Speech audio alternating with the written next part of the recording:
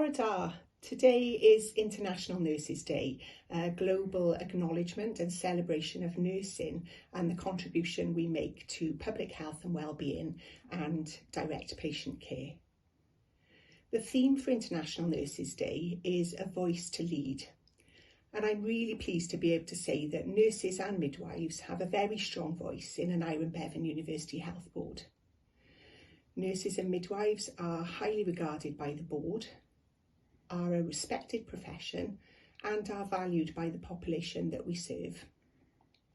There are a couple of areas that I just wanted to highlight as part of International Nurses Day that are important in terms of the nursing agenda.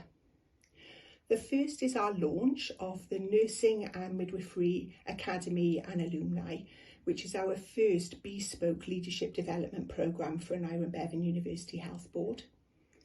The second is the recent publication of the CNO priorities for Wales, of which there are 5, which will strengthen the profession, but will also ensure a positive impact on patient outcomes.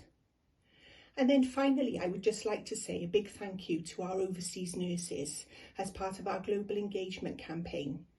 We've had quite a few overseas nurses joining the health board, and in fact today on International Nurses Day we have a number of overseas nurses having their first day in Neville Hall and being welcomed by the Chief Nursing Officer for Wales.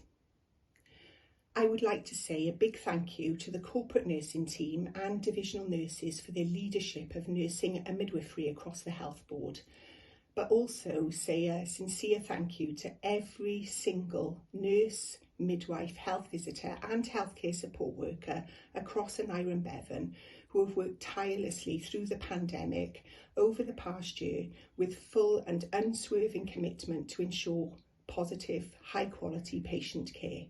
Enjoy today's celebrations and thank you. It has been an absolute pleasure leading the profession for an Iron Bevan. Diolch yn fawr.